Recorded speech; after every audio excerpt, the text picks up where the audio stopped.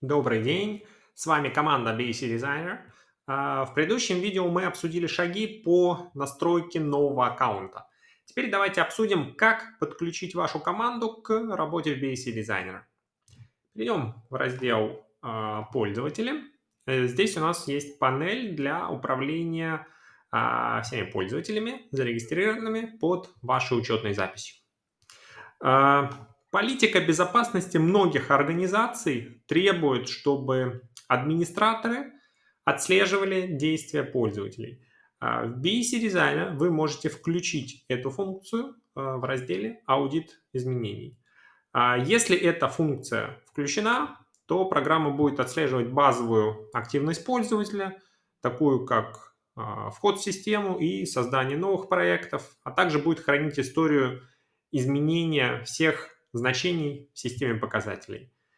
Это полезно для тех случаев, когда вам нужно узнать, кто задал целевое значение для индикатора или кто обновил какое-то значение индикатора.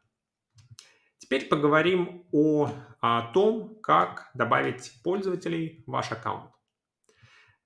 Если вы работаете с небольшой командой, вы можете добавить пользователей по одному, нажимая кнопку «Добавить пользователя».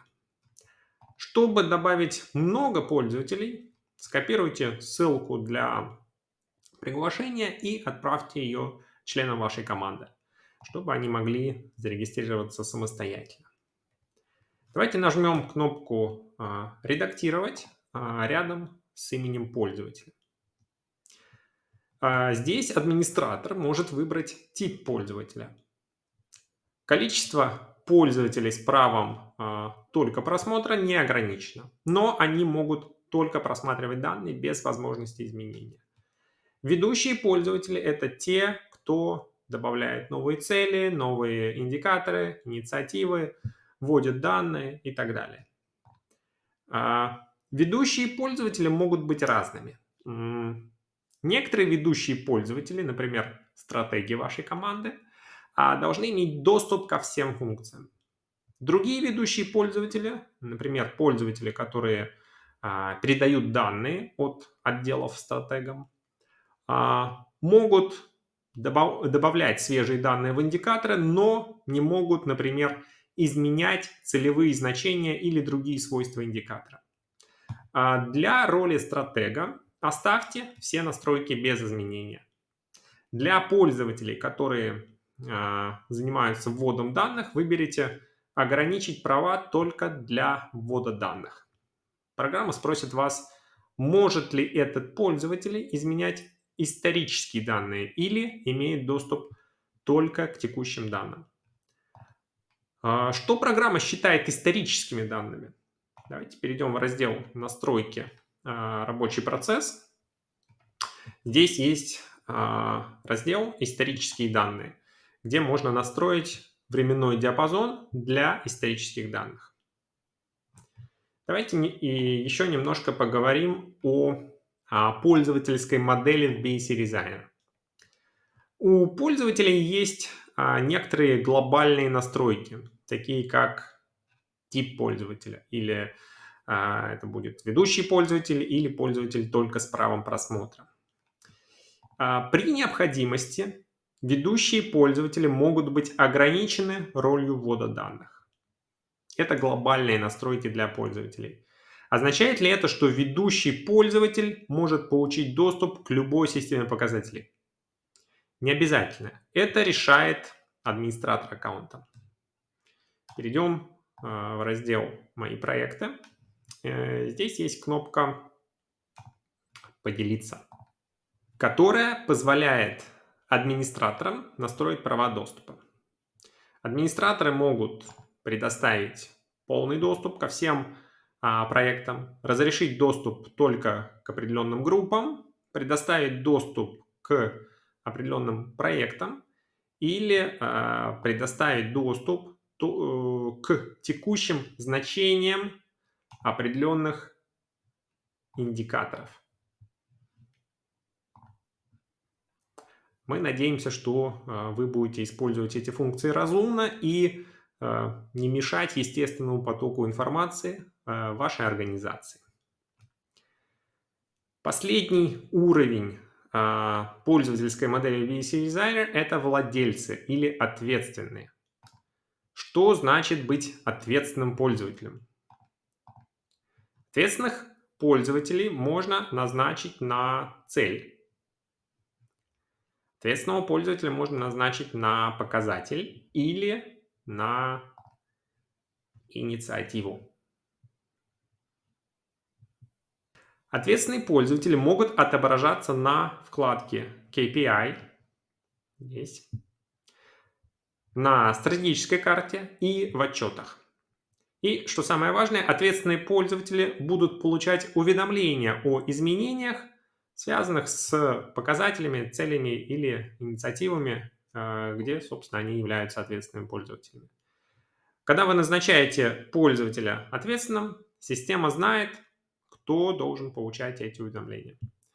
Администратор учетной записи может настраивать глобальные уведомления для владельцев в настройках на закладке «Рабочий процесс». Для более конкретных случаев можно настроить дополнительные уведомления на вкладке «Уведомления». Кстати, как ваша команда предпочитает получать уведомления о важных изменениях? По умолчанию BAC Designer отправляет все уведомления по электронной почте.